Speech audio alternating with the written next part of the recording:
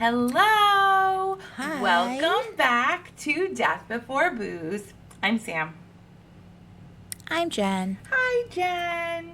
And we Hi, are Sam. going on our road trip. And we're driving. And now we're in the Midwest. Yes. Midwest. The furthest Midwest I've been is Ohio. How about you? I have not been Midwest. I went to Cedar Point when I was like a kid. But we found we found some cute Sam found some fun facts because we weren't prepared for the last one. Yes, I was not prepared. But the other two, it's like kind of like, dude, New England ghosts, lots of death. Southeast, whatever. Disney, it's Florida man. Mickey, Florida man. Yeah, lots of ghosts, lots of dead people. Yeah. So I have some weird ones. Ready? Okay. So, ready. Colon, Michigan is the magic capital of the world. Huh. Yep. This one's everybody knows. In Bloomington, Minnesota, there is the Mall of America, which is like one of the biggest malls in like the entire world, I think. Ohio has the largest Amish population as of 2015. Really? Like they're taking names and kicking ass and putting out Amish people That's everywhere. That's awesome. Yep, lots of barns. I'm going to assume there's a lot of barns and a lot of like, baked goods. Like that's what Amish people do. Oh, they quilt too, right? Quilting. That's like a big thing for them. Okay. The world's crookedest street is in Burlington, Iowa. Ripley's Believe It or Not named it the most crookedest. I should have written down the name, but the most crookedest. The most crookedest. That is the exact terminology. Right, okay. Yeah, no, exact terminology. The originally constructed in 1849 is a direct pathway between residential district to the commercial district. The 275-foot road actually drops an astounding 58 feet in such a short distance. Shit. But they don't give me the road name. I don't know. Go look on a map. But that's the thing. That's a thing. And then my final two is Nebraska has its own version of Stonehenge. So travelers from around the world visit the site seeking an exciting experience unlike anything they've ever imagined. Extremely popular with local photographs. Carhenge is also great for guests looking to snap a few exciting shots to remember their travels. And it was made by Jim Reiners, who built the quirky and charming Midwestern icon to memorialize his father.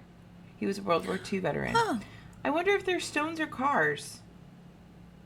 I'll put up a picture if I remember. If not, you guys Google it. Not if you're driving. Don't Google it if you're driving. And then finally, this one's kind of big. Minnesota has some of the most haunted sites in the country. Can you believe that? Interesting. When you have Savannah and Gettysburg and Salem and New Orleans. New Orleans, yeah. And we're saying Minnesota. I think it would be. My guess would have been New Orleans, but that's fine. Yeah. So saying the Palmer House and Sauk Center. I should write these down. Ooh. There's also Greenwood Cemetery in Duluth. Arrowhead Prison.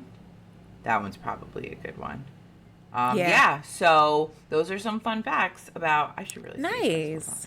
Those are some fun facts about the Midwest. So now that we're all ready, don't you know? Get your ranch. Don't you know? Get your ranch. Yeah. No. Yeah. And we are going to get started. Here we go. So here we go. I go first. Yay. So I'm covering an unsolved crime from June. That as of June of 2024 is 112 years old. I was going to try and make it a surprise and bury the lead, but, this one's just too crazy. So we're covering the Villisca axe murders. And I'm going to start at the top now. This is going to be our first two-parter because, we're going to be in the Midwest twice. We're here for 2 weeks. Yes. There's a lot of Midwest to do, but I'm only staying in Villisca. So sorry about that. Jen will have to fix it. But that's fine. But so the Villisca axe murders, we're going to cover the murders, the crime itself, and then we're going to move on to how haunted the building is because of the crimes and how it's kind of branched out from there. So, I'm going to get my blanket. Oh my God, get your blanket. Yeah, because this is not a because cute it's going to be a story. Oh yeah, but it's going to be a story. Cute one. I'm very sorry. This isn't cute. I don't think any of them are cute, but fun. I'm going to try and make it fun, but it's really not. All right, so The heinous crime took place in an area known as the Forks. And it's known as the Forks, so Villisca is known as the Forks, because it's nestled between Chicago, Burlington, and Quincy railroad lines in this small little town. It's like not a big town. Oh.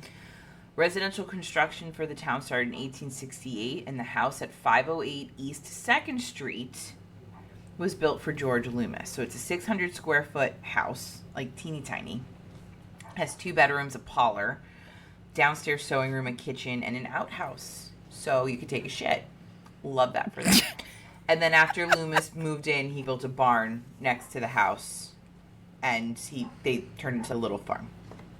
So in 1903, Loomis sold the home to Josiah B. Moore and his family. So we're going to call Josiah JB for the rest of the time. So J.B. Moore came from a very prominent family, also in Villisca. He married Sarah Montgomery December 6th in 1899, and by 1912 they had 4 kids. So they had Herman, who was 11, Catherine, who was 10, Arthur, who was 7, and Paul, who was 5. That's only 4, Jen. 4 children. Normal amount of children, especially for this time. Normal amount.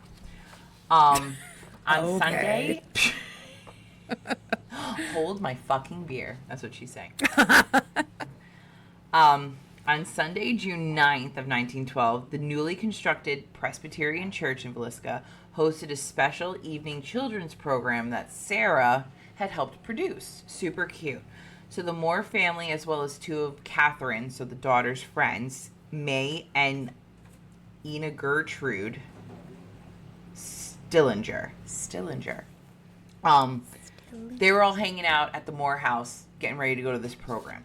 So then about 6 p.m., JB calls the Stillinger girls' house and is like, look, we're going to this thing at the church. We're not going to get home until late.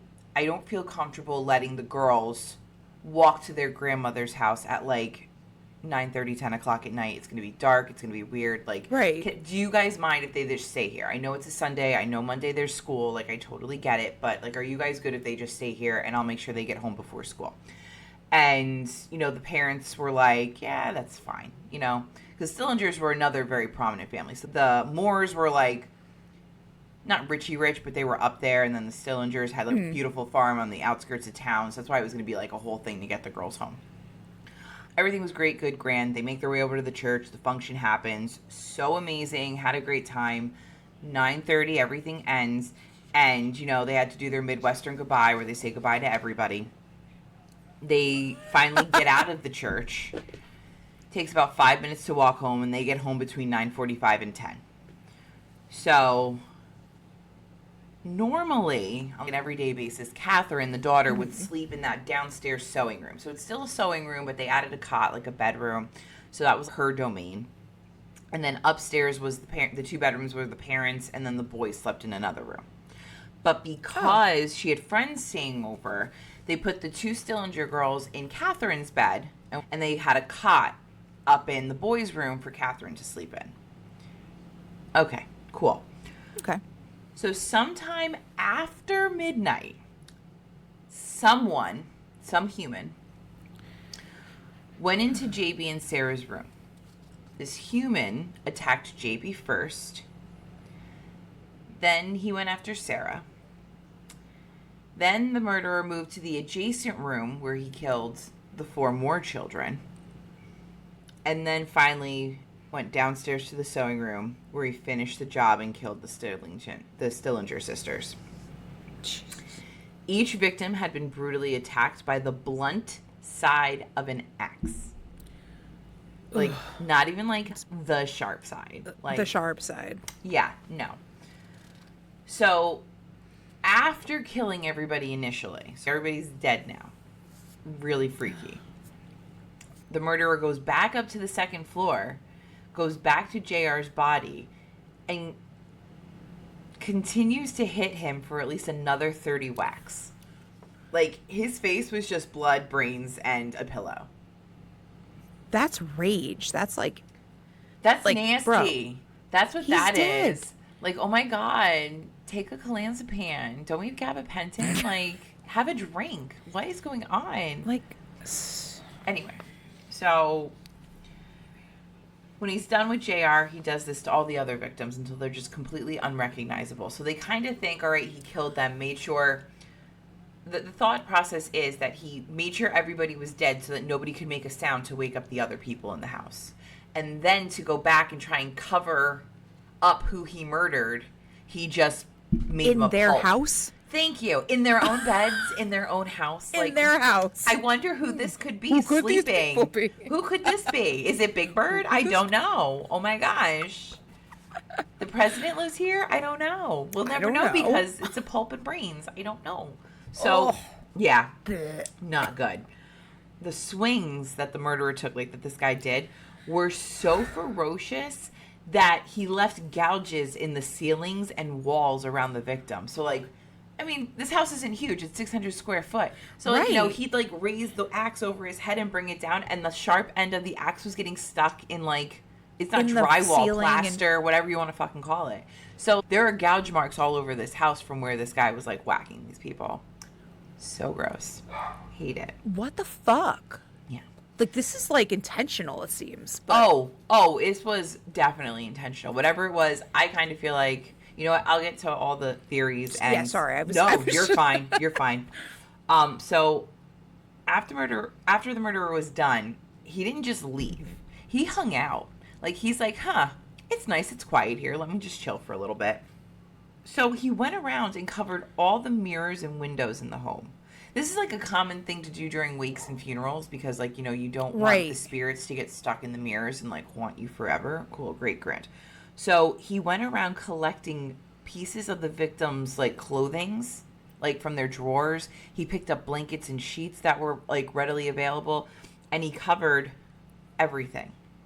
He closed the blinds on all the windows, and then I believe there was like 2 or 3 windows that didn't have blinds, so that's where he hung like sheets and clothes and like t-shirts and whatever he could to block people from looking in. He left the axe in the sewing room where the cylinder girls were sleeping. Oh, but it's okay. He tried to wipe the blood off.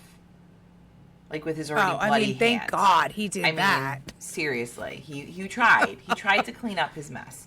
He tried to clean up. He tried. I mean, it's a man, so that's the best he could do probably at that time.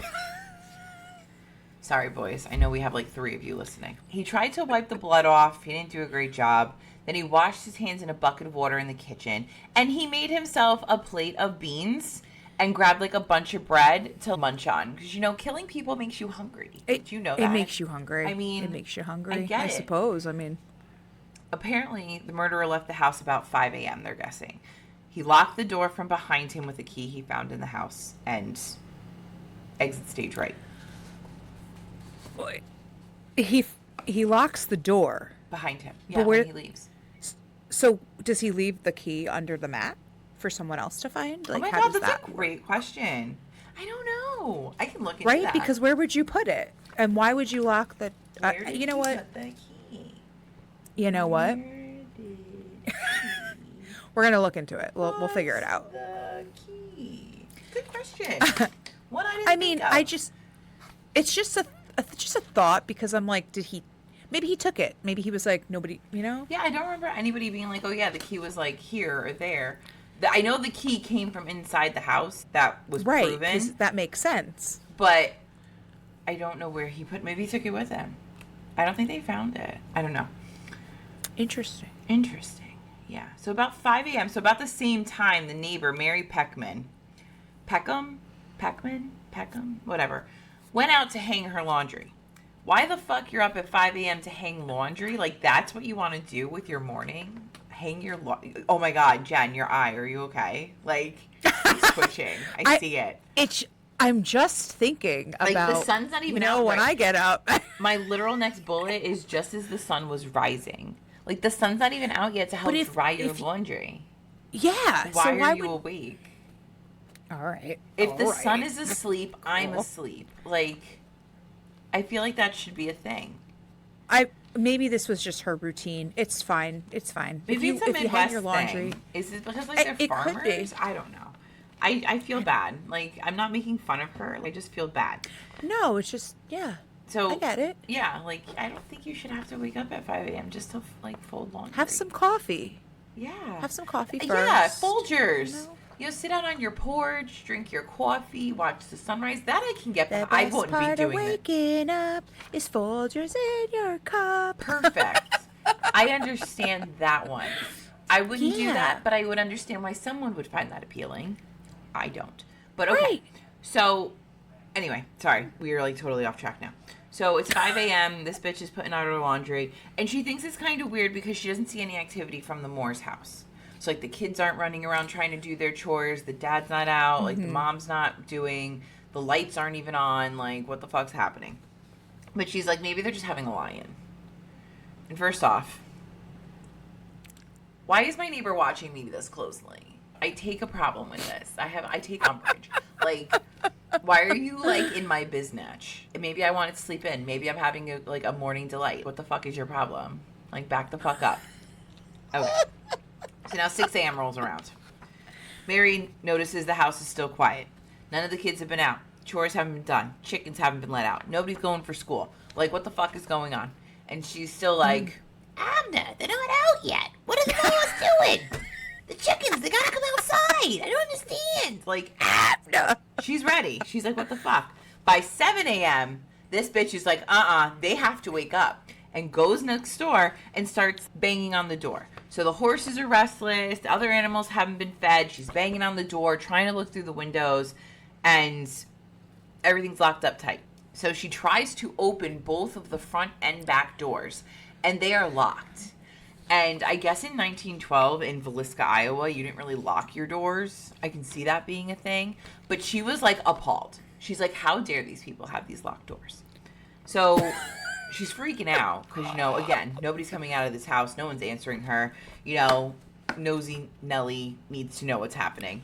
Right. I'm sure, honestly, this was, like, a lot of concern, but in my head, I'd be like, back the fuck up, I'm dead. Like, just let me die in peace. Like, let me be dead.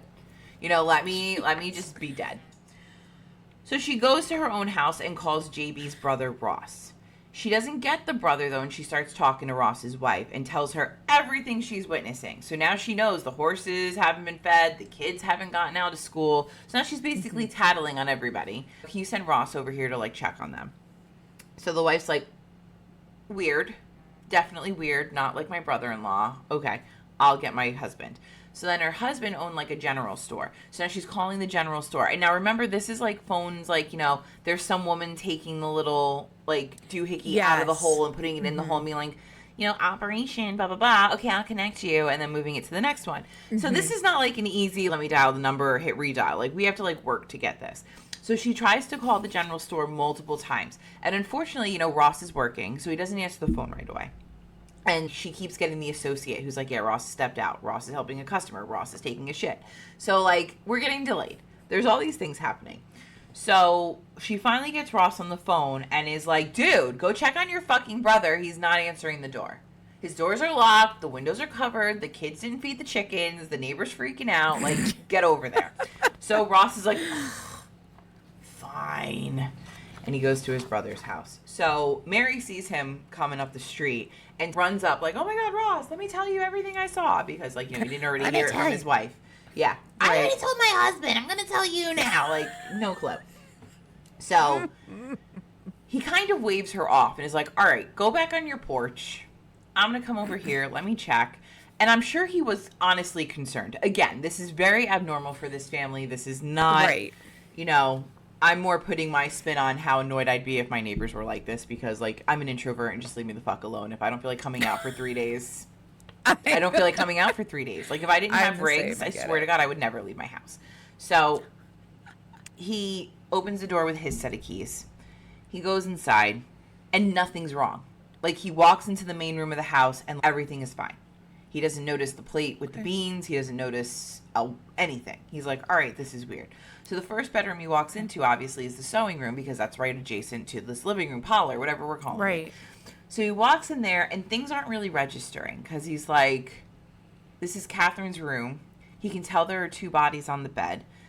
And things are off, but, like, it's not clicking. Okay? Okay.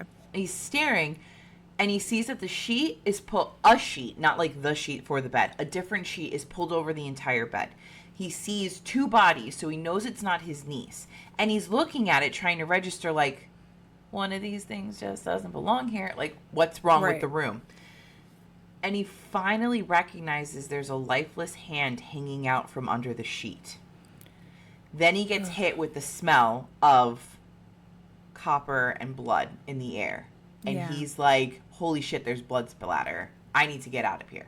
So he runs out, goes back to Mary's, and starts screaming to call for the marshal, call the police, get help here now.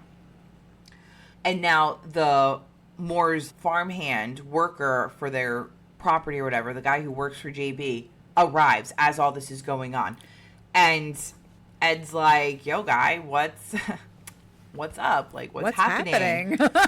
And he, like, went to start his farm chores. He's like, okay, maybe I shouldn't get involved. And then Ross turns and looks at him as he's just walking by through all the chaos that is now, like, transpiring. He goes, quote, don't bother. Something terrible has happened here.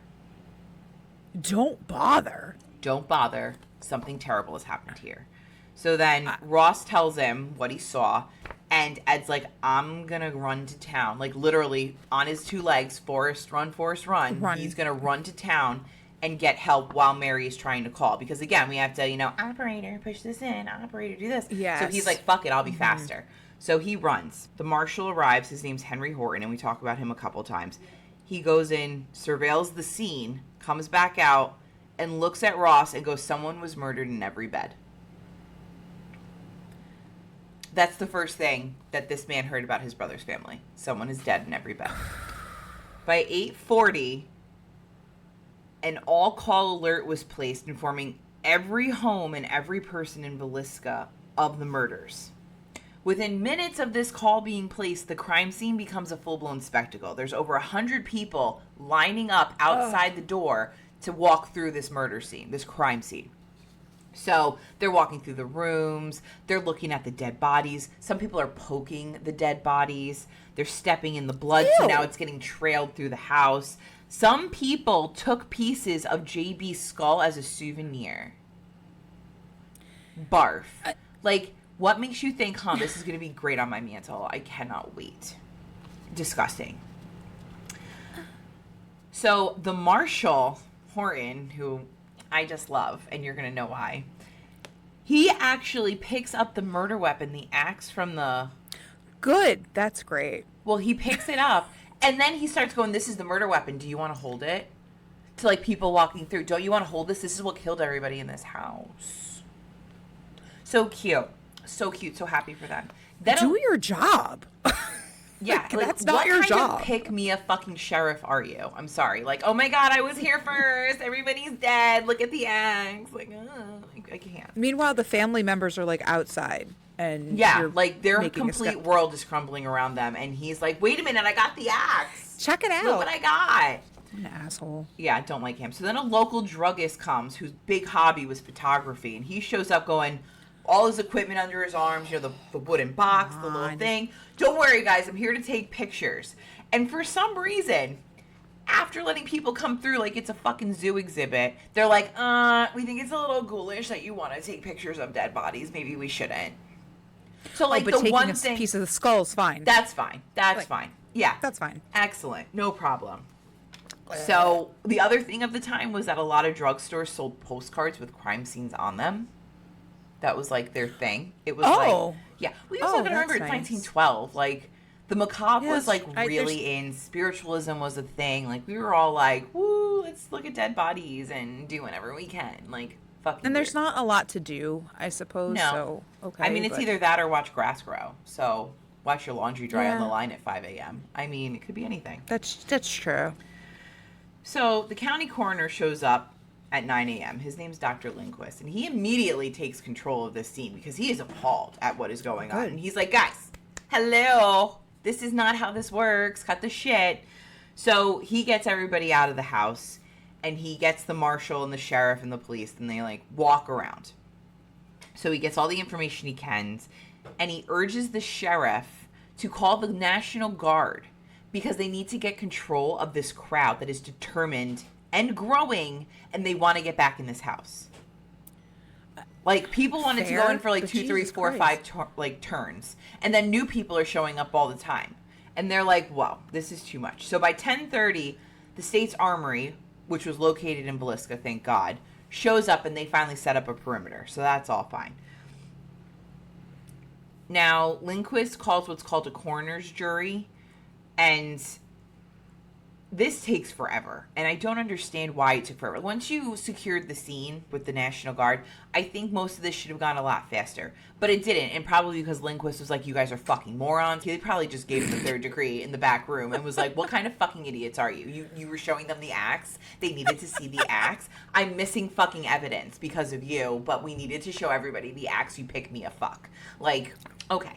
I have a lot of things to say about this. So, Yeah, but it's fair. That was 10:30 in the morning. We set up the perimeter. The coroner's jury was called shortly after that, and that's basically a coroner's jury, from what I understand, is basically, so we have the main coroner, and then you get like a doctor and a sheriff or like a police officer, and they all kind of come together and they try to piece together what's going on before they remove the bodies. So they were done with the crime scene and the bodies and everything, and after 10 p.m., Dr. Lindquist finally gave the okay for the undertaker to come and remove the bodies from the house. So they've been laying there dead for almost 24 hours. And with people touching them and watching and so the fire station in town became a temporary morgue. And finally by 2 a.m. all of the bodies had been removed from the crime scene and they were all at the firehouse. Cool. So let's get into the investigation. So, again, it's 1912. They did have fingerprinting. I mean, I won't say that like forensic science or whatever, but they did have fingerprinting available, but it wasn't widely used. And, of course, because, everybody in town had to take a piss on this fucking crime scene, we didn't do fingerprints. The coroner ruled that the estimated time of death was between midnight and 2 a.m. The autopsy revealed... Are you ready for this? Because this is huge. The victims died from severe head injuries caused by blunt force trauma, probably from an axe. Huh. Kind of like the one he was showing? Maybe. Look Maybe. at this. Oh Look my at this. goodness. Oh. My goodness. So, the police tried to reconstruct the events of the night. The investigation focused on statements from neighbors and townspeople. So I bet Mary was like in her glory, like, oh my God, I was the one. I was washing a dish, and then I ran out.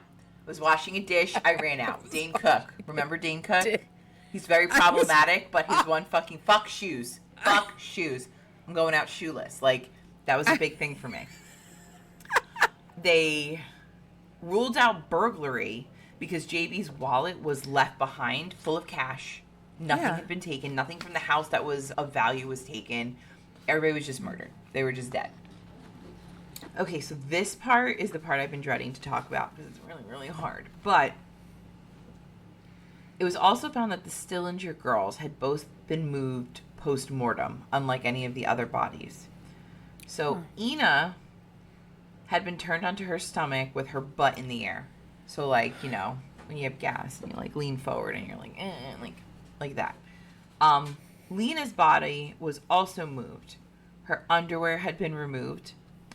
Her body had been placed face up with her legs positioned so her genitalia was visible. But she didn't appear to be molested. But, like, the murderer left them like that and put a sheet over it. So, like, when they pulled the sheet back, they would see this and be That's like, what they would see. Yeah. So, it's kind of like, are you trying to... Considering that there was no evidence of molestation or, sexual trauma or anything like that, it's kind of like, are you just trying to throw a red herring in here? Change the investigation, fuck with people. Or are you just sick and wanted to... I can't. Okay. Yeah. I don't like it. The police searched the property and found an imprint in the hay next to a knot hole in the wall in the barn. So they believe the killer had been hiding out in the barn, watching the family leave, so that he could, like, make his way to the house. So then he gets in the house, and in the attic, the police find 2 smoked cigarettes. They figured that he made it into the house via, like, a window, or maybe one of the doors was left unlocked. Probably while the family was at church. So... They also found, this one kills me. They found a 4-piece slab of bacon leaning against the wall in the Stillinger girls' room next to the axe. So, like, he sat down. Think about it. You know, he killed everybody, did his thing. Sat down, made himself a plate of beans, and, you know, ate, like, half a loaf of bread. And then goes, I think I want bacon. Wait, maybe I should go put the axe, like, in this room over here. Let me, but I'm holding the bacon, so I'll take it with me. And then, like, think about it. He's like, I gotta put the bacon down because I need to, like, put the axe how I want it. And he, like, you know, feng shui's it or whatever. And then he forgets. He's like, oh, shit, let me go back to my beans that's, like, on the table. And he never made himself the bacon. And he just left the bacon in the sewing room. I don't really know if that's what the murderer was thinking, but, like... But it is kind of strange that... Yeah, that is a strange... That one's weird. I didn't like that. Another little bit of weird evidence was there was a gas lamp found... the glass part, like the cylinder. So, like, think of, like, a hurricane lamp, I guess you would call it, with, like, the bottom where it has the oil in it. And there's, like, a wick that comes out, and then that glass cylinder, like, goes on top to, like, help it. Okay, so the glass cylinder was gone. And, like, the wick was super, super, super small. So it wouldn't give off much light. Like, just enough light. Maybe enough to light a cigarette. But, like, it was not, like... I kind of think it was because they didn't want, like, the murderer... being in the attic needed some light to know when people were coming and going, like when they were coming, light cigarettes, and to light a cigarette. I mean, of course, let's be real here. But he didn't want the family to see it, like, through the floorboards of the attic into the ceiling, or like if there's a window upstairs, you don't want one of the neighbors to know. You don't want fucking Mary Peckham going, "Oh my God, Abner, they're in the attic. They're doing a seance. What's going on?" You know. So that was super weird. And then there was a fragment of a keychain that did not belong to anyone in the house that they found in the attic as well. And first off, how the fuck do you know this keychain didn't belong to anybody in the house? How do you not know, like, how do you know if it didn't belong to Loomis, the guy who owned it before? But they were like, no, this piece of evidence is, like, a big thing. So they also called in bloodhounds from Nebraska in an attempt to hunt down the suspect, but they never found anything with the bloodhounds. So the bloodhounds were kind of not, I wouldn't call them useless. I mean, bloodhounds are super cute and they're, like, the whole point of them. But they didn't find any trails. They didn't find any leads or anything. And at this point, everybody is just traumatized, flabbergasted. Nobody knows what's going on. And the people of Villisca, Iowa are, like, super fucking scared. Like, have no clue what's going on.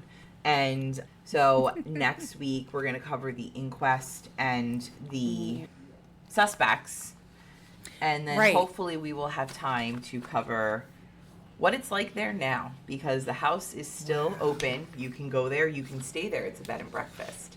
And oh, is it? Oh, yeah. It's a bed and breakfast. And it's one of the... Honestly, it's considered a ghost lab now. I know I'm getting ahead of myself. But it's like... A lot of paranormal teams go there to test out, like, their equipment and test new theories. So, interesting. Hopefully we have time for all that next week. If not, we're going to have to push something to Patreon. But, yeah, so that's the first part of the Villisca axe murders. That's a lot. I didn't know all of that information, so... Yeah, I took a little bit of a liberty because I knew we had 2 weeks in the Midwest, so I went deep. Yeah, so... I mean... Which, you know what? Yeah. This case, like... What's the word? I don't want to say attracted. That's not the word. Like, it interests me. Like, it's what happened. Like, how did this happen? Like, they put a lot of pieces together, but how do you still not know who did it? I know it's 1912, but, like, come on, guys. We have to be better than this. That's a lot. You have to be better than this. Yeah. So. But yeah. Yeah. Wow. Have you checked out our Patreon? There are hours of content that will keep you engaged. From true crime two-parters to new series that we are continuously adding.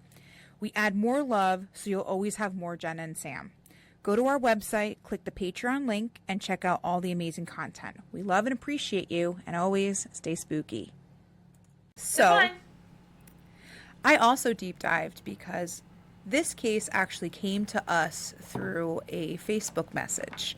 Someone had reached out to Death Before Booze on Facebook and had asked us maybe we could cover this particular case. And ooh, this is inviting. There's something a little awry going on here, definitely. But I wanted to make sure that I did enough of a deep dive to do it justice because there are Facebook groups devoted to this. And this is fairly new case. This was in the last 4 years. So, like, this is something is wrong in Denmark? Like, who do I hate? I'm so excited to hate on somebody right Absolutely. now. All right. So, this is the mysterious death of Grace Holland. Oh, my God. We are in Creve-Coeur, Missouri. Nailed it. Grace was divorced, and she was a mother of 4. Oh, my God. Yeah. She kicked ass. Like, this lady, like, holy shit. fucking taking names, and you know. In 2015, she met Robert Dawes, a fire chief. Robert apparently had some family drama prior to all of this. His brother David was part of the St. Louis Police Department. He was apparently involved in a scandal in 1998, and he had arrest records that were charged with sexual misconduct in the first degree. Ooh, I don't like that. David has since passed. Oh, okay. So there's a lot of unanswered like things going on. Does this matter? It maybe not, but the fact that there's something kind of doesn't smell right in the family, it makes a little bit of sense that maybe Robert kind of, I don't know. Plus, both of them are in positions of power. So there's the St. Louis Police Department. Robert is a fire chief. Oh, so, I see where we're going with this. Okay. Yes. You think there was any turmoil in the family because they had a firefighter and a cop? Like, not that they're like against each other, but like I know that they kind of have like that little ribbing, like, you know, you're a firefighter, I'm a police officer. Like, it could be. You know, it's just weird. I don't think it has anything to do with this case, but like, you know, it's just one of those things. But like, I see what you're saying. Because, okay. According to Grace's family, her relationship with Robert was very turbulent. Ooh. Laura, her twin sister, I actually reached out to Laura through Facebook, never heard back, because there's not a lot of early stuff on Grace, and I really wanted to highlight her. But, so there's not a lot of information. I had to dig a little bit on this, which is fine. Yeah. I like a deep dive. Don't we all? Laura, her twin sister, recalls taking her from the home at least 4 times because Grace called her and said, hey, I need to get out of here because he's a fucking psycho. So oh my God. She recalled, and somehow he'd always be back. Well, I mean, like, it was always the average is like 7 times to get away from an abuser. Yeah. So exactly. And sucks. You know, it's terrible. And what about her kids? Did her kids go with her? Like, see, okay, I'm sorry. That's actually the note, is that Grace's children didn't live with her, with Robert. Okay. I'm not sure of the situation, but they were with Dad, so they weren't really exposed to Robert and his turbulent issues. Could be a blessing, I guess. Yes. Laura and Grace's family members recall there's a lot of violent messages from Robert. There were video evidence. So it's building. So there's definitely something not good in this relationship. Okay, can I hate him? Is he alive still? Oh, absolutely, because you're going to... I have some messages that he sent. Do I have to say and I'm like, how do allegedly you speak? A lot? I guess technically because... Okay, well, I hate him because of technically... allegedly whatever the fuck he did. Yeah. I hate him because allegedly asshole. He's a dick. Yeah. Allegedly. Allegedly. Get the counter going. He was controlling. He told Grace what she could spend her money on. Ew. How much she could spend her money on. Ew. He also controlled when she was allowed to see her children. Oh, fuck this guy. He even forced Grace to quit her job to work for a family business called Liberty Arts Work, but he would be paid for her work and pay her directly, so she was never on the payroll books. Bullshit. So he would take all of that. No. Yeah. No. Right? You have a job. Fucking You're the Prince fire Charming chief. here. I hate him. Right? And you make good money. I hate him. Ew. Wait, I'd be like, dude, don't you have work for like 3 days? Like, I have anything else to do than talk to you. Like, can you go to the firehouse? Like, I don't like you today. Can you, like, go... Exactly. Can you, like, go be an asshole somewhere else? Anywhere else? Somewhere else. else. You want to go play in traffic? That's fine with me. That's fine. Yeah. I'll blindfold you. So... See how you make it, Frogger. Allegedly. Things didn't look great, too, because they were engaged, and Grace really wanted to get married, and she wanted to start a family. She's got 4 kids already. I know, but she has with her him, family. You don't you know, need him. No, we don't need him. I I'm sorry, Grace. listen. If I understand, because I get it. Like us, we're like, fuck that asshole. But yeah, we're seeing things like, however many years later. we're not seeing the good parts of maybe the their love relationship, bombing. because Yeah. they did meet in 2015, so they were together for a good 5 years. So like that's The so love there's bombing, something that the was good, manipulation, right? I Exactly. love So those for her. I hate him so so much. This is nothing against her. This is all hate towards him. no, because there's nothing to verify his behavior in here anywhere. But I hate him. so she actually informed Robert that she was pregnant. Now, Robert is not too thrilled about this. He says, I do not want to marry you. I do not want this baby with you. I choose termination. Ew. He offered to pay $1,600 for her to get an abortion. I hate him. Yeah.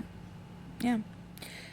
Grace did end up miscarrying. So that added to the trauma, and maybe it had everything to do with the stress, because if someone's in your face every day telling you, I don't want this kid, like, you got to get rid of it. You're putting that energy That's a out. lot of stress. You're putting that energy So- out. It's almost inevitable. It's so sad. Right. Her emotional state and her need for support really heightened at this point. But Robert just continued to just be a peach and make it worse. There were times Grace did go to the fire department that he worked at, and he went to like another person and was like, hey, I'm really concerned about his behavior. He seems to be off. He seems to be very angry. She said that to somebody else? Or At the fire station where he worked. Oh my God, I feel so bad. She's And- trying like and to he fix went- it. And And they went, sorry, we'll look into it. That's usually the thing. So I'm sure she got beat for we that. we get to July 22nd, 2020. Ooh. Robert calls 911 first, identifies himself as the fire chief of this area, okay? And he informs the dispatcher, quote, my fiance shot herself. No.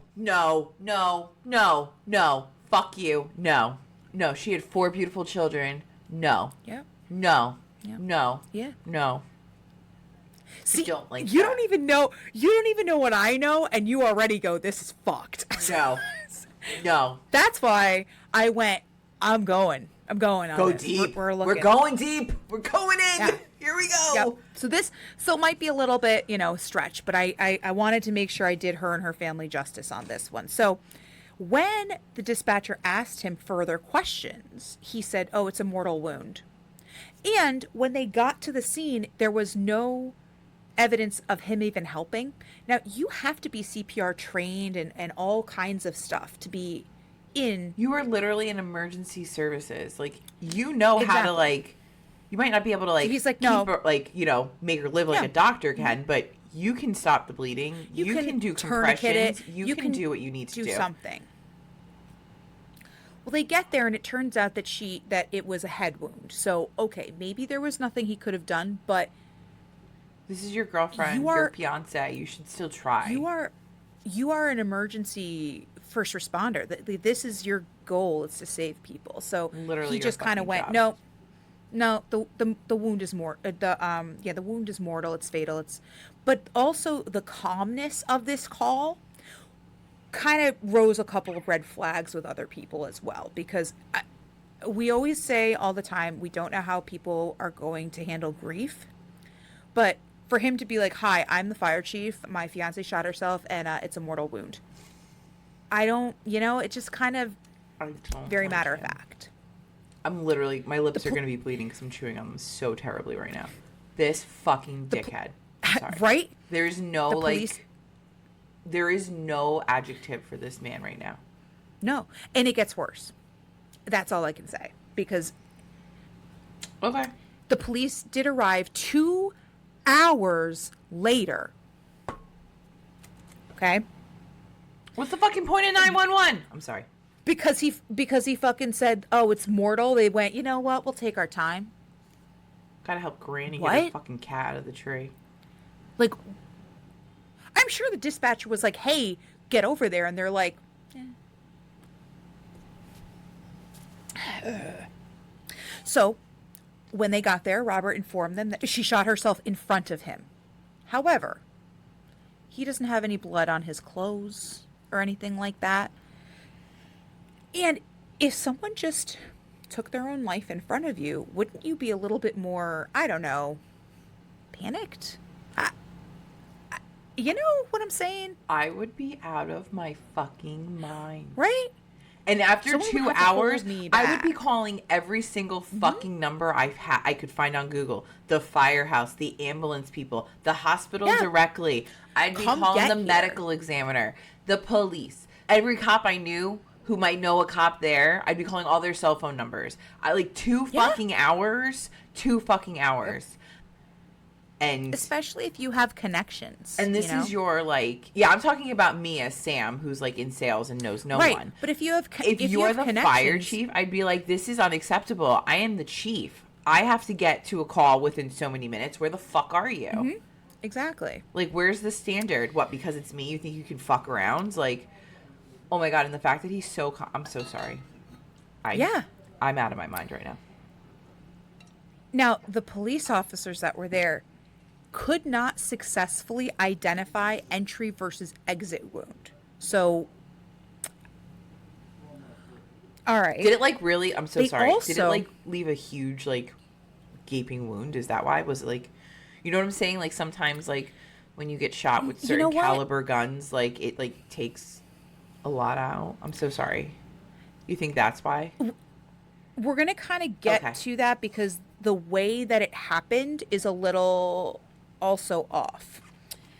They also didn't collect any bag evidence, so any of the clothes he was wearing. They didn't do gunshot residue on her or on him. And we'll find out why because the police department said why. I am so angry right now. He explained to the officers Grace has been very depressed. She had the miscarriage. So this was the second miscarriage that she's had. I'm an And asshole every day. he didn't want to try again, and she did. So she was going through a lot of emotional and mental turmoil. Not caused by him, of course, because we know how. So the cops assessed the situation. They closed up the crime scene. They did not take his phone into evidence. And they didn't reach out to Grace's family. How do they fuck this up so royally? Is it just because he's the fire chief and they're like, all right, we know you're going through a lot. Let's just get in and out. And not that I'm saying that that's right. Just like, you think maybe it's that? Like, they're like, all right, let's just clean this up as quickly as we can so he can... It could be, and that's what a lot of people are thinking. So, Or did he pay him $50 to get out faster? Okay. we don't even know. I really But hate this guy. Did I tell you that yet? Grace's sister Laura actually told reporters because, of course, once she found out because someone on Facebook messaged her and said, "Hey, what's going on with Grace?" And she, no idea. The cops hadn't called her. So she found out through Facebook that her sister had passed away. This sounds just like lawsuit. I'm loving Right? it. I love this. This woman's So- going to own, what town is this? She's going to own the whole city by the end of right? it. Yeah. So we're going to look at the gunshot because of the fact that it's very strange. So the bullet entered through her left temple, tracked rightward and slightly backward from the left temple before coming to a stop near the back of the skull. Okay, so Oh, it like it's, ping-ponged in there, huh? yeah, Oh. it was a 38 caliber Glock 42. It was found on the left side of her body, but Grace was right-handed. Her hands were also found across her abdomen. So whether he moved her or whether that's how she fell, but usually in those type of a situation, you fall and the gun falls, you know?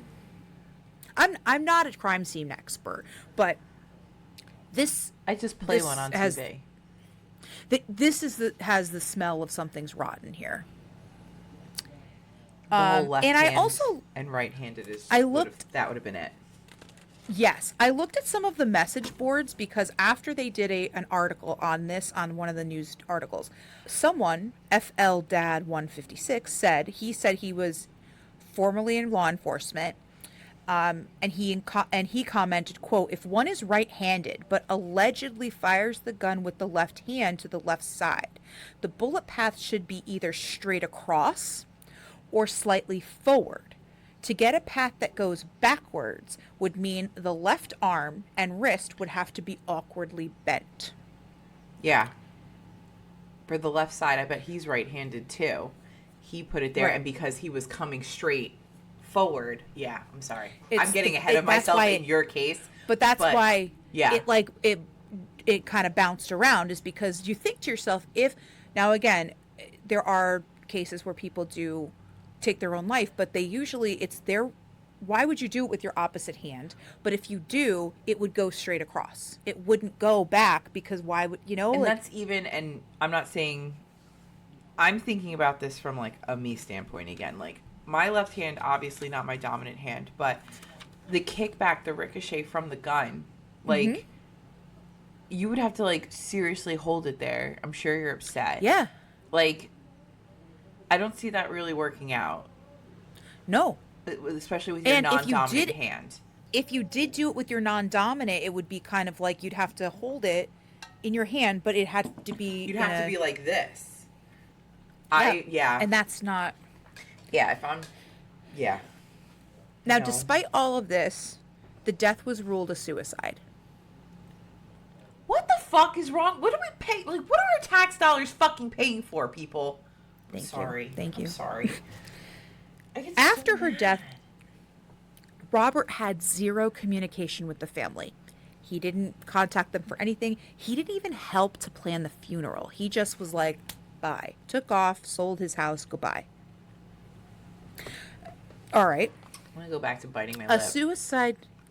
suicide note was found a day later in Robert's briefcase, like forgot this was in here. Okay. The handwriting, however, didn't seem to match. So Shock. in 2021, 2 different handwriting experts were given this particular note. There are similarities, they both said, in like the signature because of her divorce papers with her prior marriage. But everything else, it just doesn't seem to match. And they didn't say it's not that she didn't write it. They just said, we need more information because it really doesn't look like a match for her at all. So this note magically shows up in his briefcase, which he forgot to tell people about the day that she, needless to say, Grace's family was like, this is fucking bullshit, and they continued their fight. And they've been amazing through this whole thing. Like, they are on the brigade. Yeah. Wait a bit. They also said there were bruises on Grace's body that were not addressed in the autopsy. They're just like, What? they also continued to bring out these texts, this video evidence showing his abusive messages. 2 nights prior, he sent the following message. I want you to leave me alone. I can't stand the thought of you sleeping in my house. And then 24 hours later, they both took a beautiful selfie together, happy, and everything else in their house. So, yeah, it's... I don't like him. The family had to hire their own PI to get a third party in here because they kept hitting the wall of, well, no, she took her life. And they're like, fucking no, look at all this. And they're like, well, the coroner said. And they're like, all right, well, we're getting fucking third party here. Grace's dad was the one who even got her phone records. Okay, it's like not even the police. She called, and you could see on the records, she called Robert back to back for an hour before her official time of death.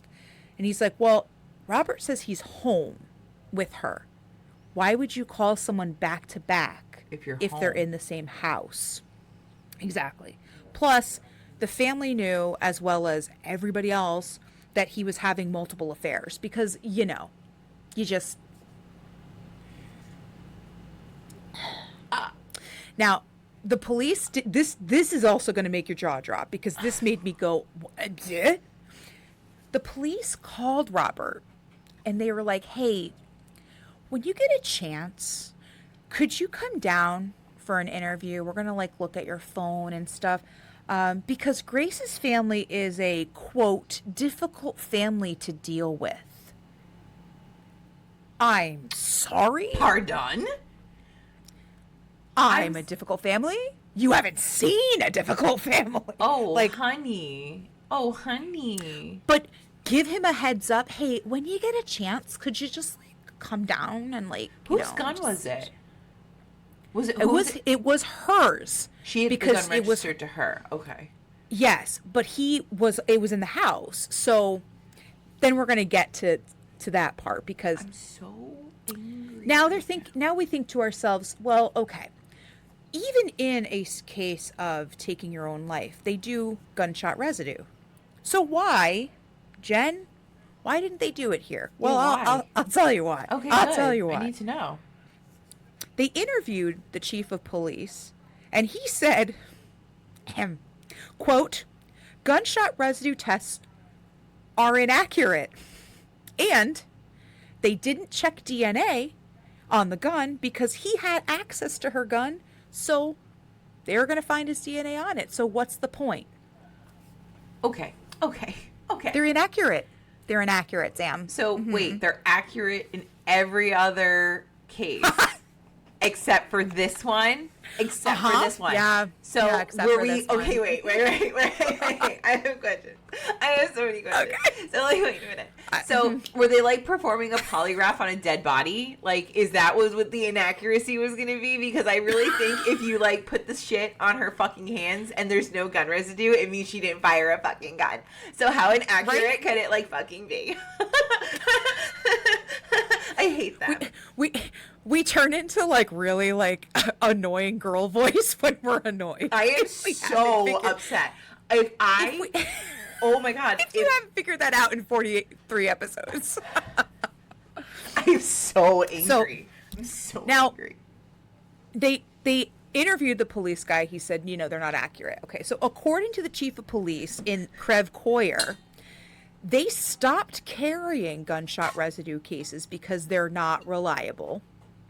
But the St. Louis City police confirm they do use GSR testing in certain homicides and suicides. And the Missouri Highway Patrol says they routinely use them. So this bumfuck town, and I don't even know if it's small. I'm sorry if you live there. I apologize. You're telling me that it's not accurate for your fucking small town, yet the state of Missouri uses it all the time? I'm sorry. Let's call Chicago. Let's call New York City.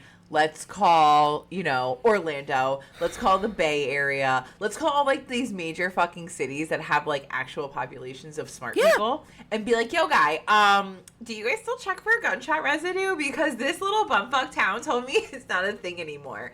And I think Vogue needs to talk to them. Like, let's get a TikTok going because this is fucking redonkulous. Right. I actually looked it up, just a Google search, because I was like, GSR testing is reliable to determine whether the suspect fired a gun, recently handled a discharged gun, or was close to the gun when fired. Oh my gosh! It may not be 100% informative on who was shooting, but it can bring the strongest conclusions that you possibly could. So the reliability of the test, however, decreases 4 to 6 hours of the discharged weapon, but it cannot be removed by just rubbing your hands or washing them thoroughly. So to me, as a keyboard police officer here, I'm thinking they are reliable, but go fuck my myself, armchair detective is definitely telling me I think we should have done this. I mean, even before you told me about this, I definitely think we should have done this. Yeah.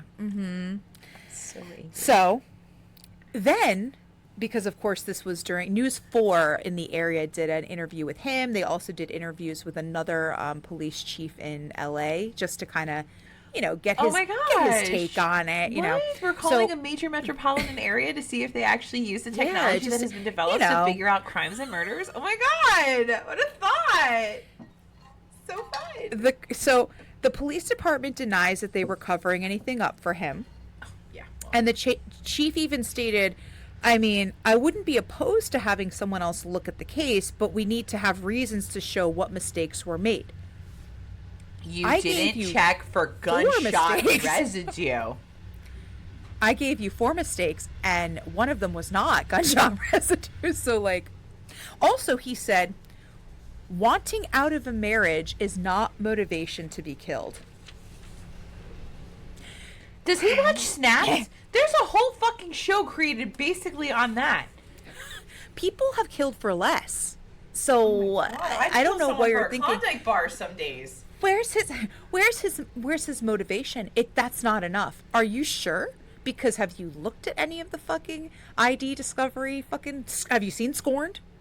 Okay? That series is all about There's lovers 6 scorned. Chris's I can name off the top of my head because they just wanted to get out of all marriage. Of the Petersons. Heaven forbid we get divorced. Yeah. How about some Peterson names in there? How about our friend Scott that we talked about before? I hate him. Yeah. Okay.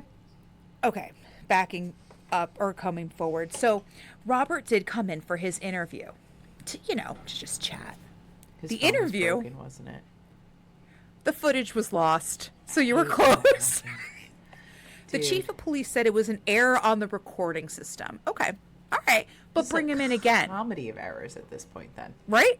Bring him in again. If that's the case, if the case is that, we had an error with the recording, bring his ass in again and say we're fucking sitting down. And don't give him an option of what day and time he'd like to come in for tea. Okay? Bring him the fuck in. Amen. Yes, sister. Let him know. There are also missing items that Grace had and were photographed on the day of the death, including her engagement ring. So her family has been saying, where is that engagement ring? Now, Robert says that wasn't the real engagement ring. She had a fake, which, all right, but my mom so she was wearing the fake one. That makes sense. Yeah, which I get that because it makes sense. You have Yeah. a fake one so that, something happens and you don't have insurance for it or whatever. Yep. But he's like, so I don't know where the real one was. Meanwhile, the one that was photographed is still not found. So whether it was a fake or not, they still don't have that piece. He pawned it. And Dick. Allegedly pawned it. September 2023, so this is very recent, Grace's family filed a lawsuit against Robert for wrongful death and suicide, hoping that maybe they can get the other town department, because not maybe Creve Coeur, the one 10 minutes away. They're like, okay, maybe we can get them to actually fucking do their jobs. Cool. 4 months after, January 2024. Okay. Dawes's new girlfriend, someone else dated him, was found dead in his house. Fuck off. Mm-hmm. No. Yeah. If I was that family, I would then sue everybody on top of the other family, on top of Grace's family, and be like, right. They knew. They knew and they fucking told you had a murder on your hands and you didn't fucking listen and you didn't do this right. You didn't even do gunshot residue, you fucks. I own you now. This town is owned by 2 people. That's it. Agreed. But Sarah's case is a little different than Grace's, and that's kind of why everybody sees it as this is a little weird. But Sarah was a podiatrist from West Virginia. She opened up a practice in Creve Coeur, and that's how they met. She suffered from mast cell actuation syndrome, which causes severe allergy symptoms and can potentially cause fatal anaphylactic shock if not treated correctly. Oh, no. So she had no signs of trauma, and the death seemed to be sudden because she does have a life-threatening illness. And doing the toxicology report, because the autopsy report is not back yet, so I haven't got any updates on that, but by Jesus, go to Justice for Grace Holland on Facebook. They update everything. And Robert, our friend Robert, He's not my likes friend. to He's not my he friend. likes to message people on Facebook who are like, hey, so what happened to your? He's like, there's a lot of miscommunication and Dude, what? So so he's part of this group, is what you're telling me? He's part of the group, no, so he knows. I think there are a couple people who reached out to him through Messenger because he is, and then he's fought back. But it is also suggested that he created fake profiles Of course, that's what I'm and saying. is infiltrating other groups. So And saying like, oh, well, by the way, has anybody checked? So they're kind of, there's a little bit of a, because I actually looked into one of the people that the group was suspecting. They're like, yeah, they seem to be a fake profile that maybe he created or maybe a family member of his created or something, whatever. But he seems to be social media. Don't reach out to him because he's an asshole and don't But do would that to be yourself. super cool if, like, in some other alternate universe, if, like, let's say all this happened, like, if this was like a Lifetime movie, right, and he was like a keyboard warrior, and like, Right. people from a podcast or people who listen to a podcast joined all these awesome Facebook groups and really started like Right. calling out what they saw was wrong, and then maybe the bad guy from the Lifetime movie started like answering them, and then the podcast humans who listened to the podcast and joined all these awesome groups and gave them so much support, he reached out to them to try and correct them, and then the podcast people just totally ripped him and annihilated him in a new one and called him out for all this fucking bullshit. That would be a really fun world. I would love to live in that world. I wouldn't mind being the podcast. That's I wouldn't mind. It would. But this is totally go alleged, well and for I us. just made it up, and it's definitely going to be a Lifetime movie one day. So, I mean, I just listeners, listeners, all 100 of you, please, let's get ready for this Lifetime movie. Read between the lines. Yes. And I have a lot of Facebook groups to join. Yeah. I tried to infiltrate the other one that the apparently the fake people created. I don't think they accepted me. But I tried to shove my way in there Oh my God. because I kind of want to see. I am It's so bad. upset right now. Like, I am It's so mad. I don't like any of it at all. Like, So- not even a little bit. Unfortunately, like I said with Sarah, because she had this life-threatening disorder, it makes sense. They did the toxicology report. There were traces of oxycodone, gabapentin, which is used to treat neurotic pain and anti-anxiety, I take those. and dihydramine, which is just allergy. Now, it seemed as though the drugs, this could have led to the death. Were any of those, like, her allergens?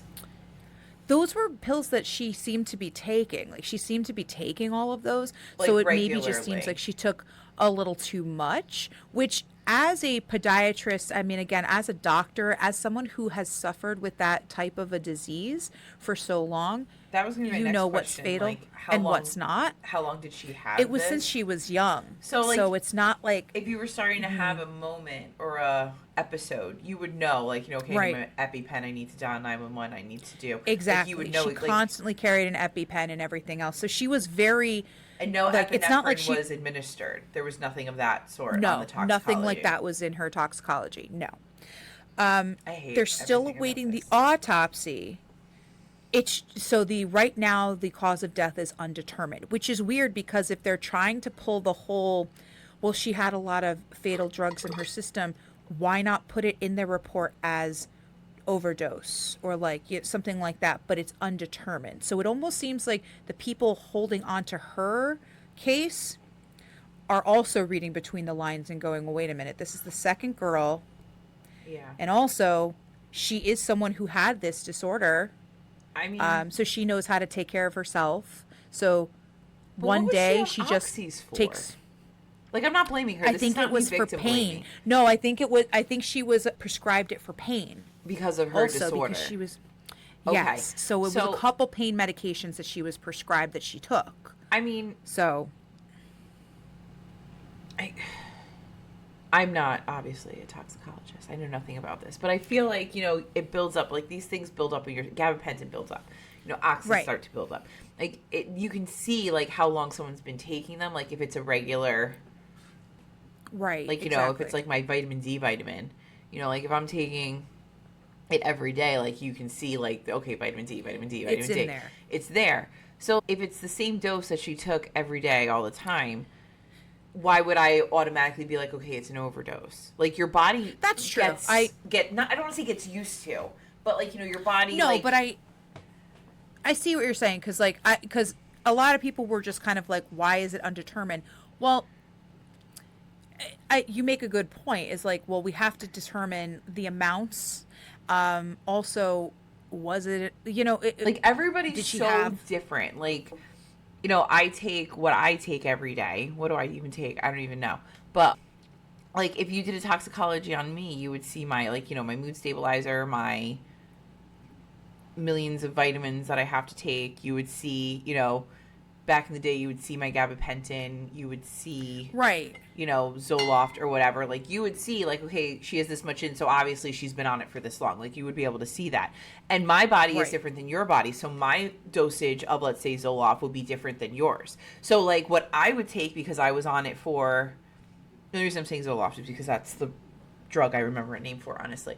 But I was on that for like 5 or 6 years. So like, Right. I did have to build up on that because my body grew accustomed to it and it didn't work as acutely as it could have. But if you just went on on Zoloft, if you took my, They start at a lower. if you automatically right. started taking mine, you'd be like, what? I'm not taking 100 milligrams of Zoloft. I'm not taking 120 like, Agreed. so like for her, the oxy, even if they were like, okay, well, this is a little bit high to be on oxy, but if she'd been taking it since she was 16, 17, She might have needed more. yeah. And I don't think I didn't really see anything, because again, this is new. Like this, she literally just passed away in January. So sad. And they're still waiting on her autopsy. Like I haven't seen anything yet. Yeah. But knowing that maybe she hasn't gone to the doctor. Maybe she went to the doctor a year prior but I don't think that there had been a change in her medication. So that's why when I looked into the medication myself, I also went, but if you are a doctor, okay, she's not, maybe she's a podiatrist. She's not the same, but you have been taking these types of medications, you know your body, and you have been very much like, this is a life-threatening condition, and she's in a lot of pain a good portion of the time.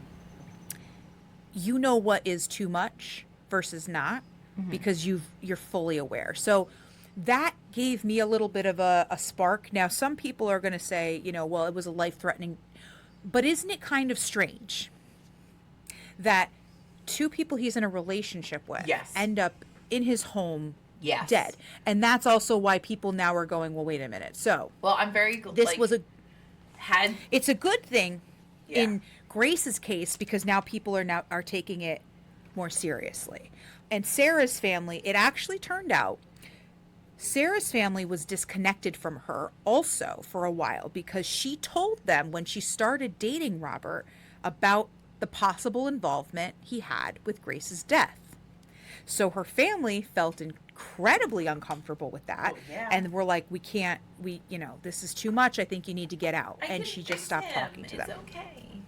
But I'm kind of glad that the toxicology is undetermined right now, because if they just were like, Right. oh yeah, it was an overdose, and like swept it under the rug, I'd be like, somebody check this man's bank statements.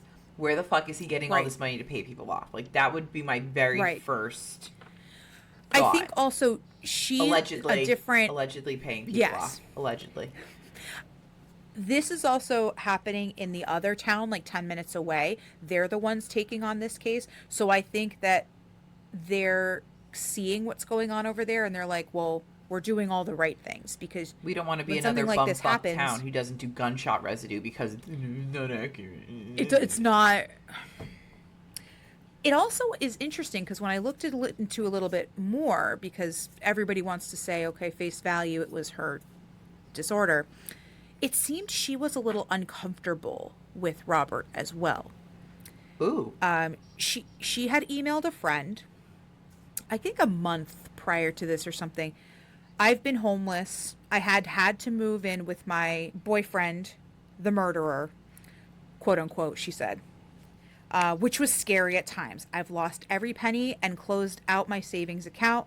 I've had issues with getting a job because of my past affiliations with him. I've suffered. I've been through the ringer. So it seems as though he told her and was honest with her, because obviously, how are you not? Like, your fiance dies in the house, and he is like, okay, here it is. But she also put quote unquote, so maybe she was hearing it from people. Maybe this is part of the reason why people don't want to hire her. But she also seemed to be going through a little bit of an issue in that regards with him too. So maybe his abuse moved over. I was gonna say he did have she a said it was hard. financial abuse. Yeah. To him too. Because she also says in the email, which was hard, which was scary at times. So scary could be like, I'm thinking about this and him reassuring her, or maybe she's thinking about something and I'm scared of him. Like I said, the only good thing now is that there's 2 women who have died in a 3-year span with this man. So it's being watched extremely closely. And according to the Justice for Grace Holland Facebook page, Dawes is no longer the fire department's poster boy for events. Basically, he was always the one on the website where, oh, look at him and the fire chief with the kids and the fire chief handing out this. No. Ew. He's disgusting. So why would he be their poster boy? I'd rather copy and paste the fire person in there. He's the fire department guy. He's the chief. So they're like, oh, look at the chief handing out stuff.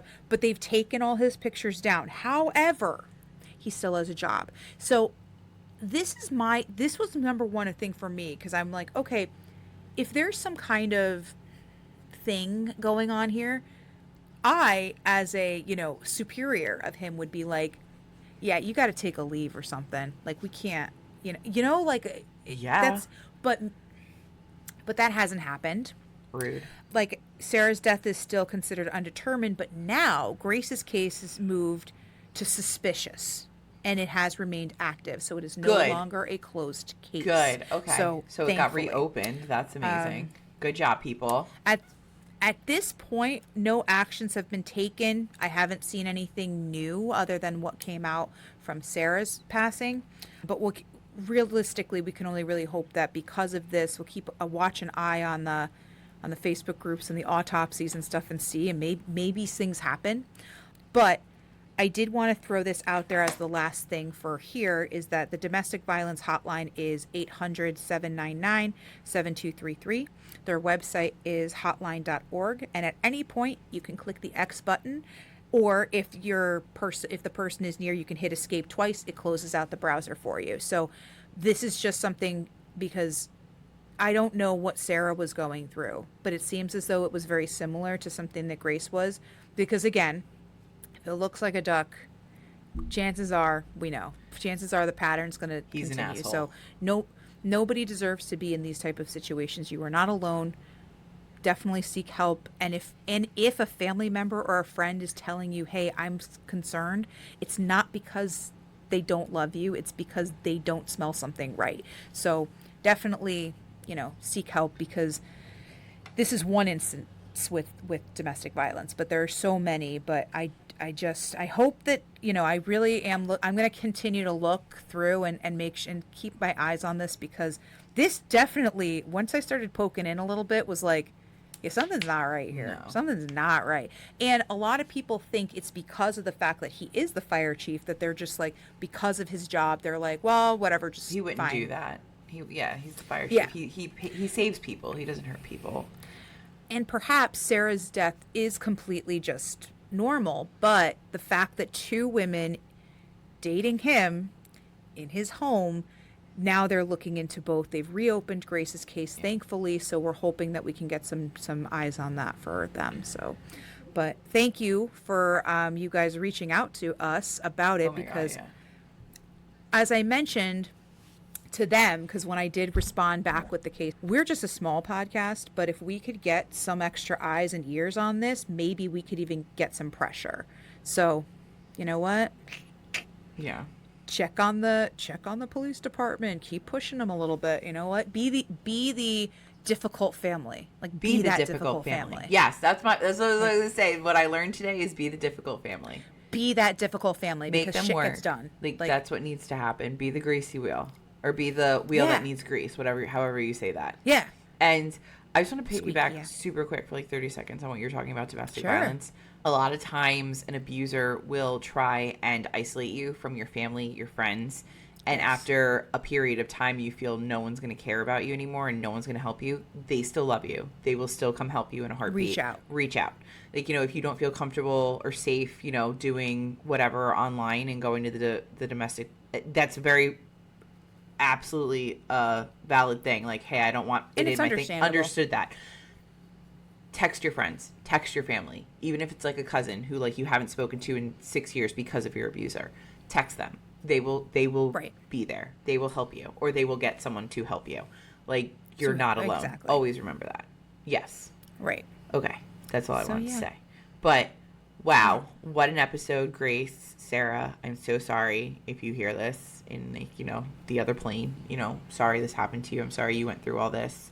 But you have a lot of family and friends who are fighting for you now. So yeah, and let's get some justice for them because they deserve it. Amen. Oh shit! That I hate him. Guy. I fucking hate him. Where's my t-shirt? I fucking hate that guy. We should go down there ourselves. I was like sweating while you were telling me that. Yeah. Hey, you with the face and the ugly. I know what you did. Yeah, you throat punch. Love it. Could you imagine? They'd be like, oh, so these two podcasters, these two girls with weird accents showed up, and they fucking punched me, and then they ran away. And just started giggling because they were proud of themselves. Like, yeah, that sounds like something we would do. Okay. We would giggle. I would definitely. Oh my god, I hit him! He's went down. Did you see him fall? Oh my god, I hope he hurt his dick on the way down. Stupid face. Fuck you. I hate you for your alleged crimes, you motherfucker. Like, there are no adjectives, like, bad enough. Like, I hope he has diarrhea in his car in, like, bumper-to-bumper traffic. And, like, when he does take a shit, all he has is sandpaper to wipe his raw asshole with. Because... And that's not even enough. Like, that's just going to be the icing on the cake for this human. Because there's just... I can't... What I really want to say, I really can't say. Like, even though we're explicit, I can't say it. So, thank you for listening. Part 2 on Villisca is next week, so be ready for that. Part 2, you got to come back. Oh, my God. Have to come back. And follow us on all our socials. We're on YouTube. Go watch it. You can see me chewing the shit out of my lip this whole episode and sweating. If you want to join our Patreon, we have lots of fun content over there. I mean, it's not really fun. We think it's fun, but because we made it. Yeah. But if you want to keep listening, you run out of stuff here. You got through all 40 some odd episodes. Go over there and listen to more episodes. Mm-hmm. If you want some of our merch, like, the t-shirt that says I fucking hate him, or we hate him. I don't think we put the expletive. But go buy that. Go to our website, deathbeforebooze.com. Click on merch. It'll take you to TeePublic. You can get all of our merch there. I think I hit everything. I'm not 100% sure. But thank you so much for listening. We love you so, so much. Thanks, and guys. We'll see you next week. Bye-bye. Yep. Have fun. Stay spooky.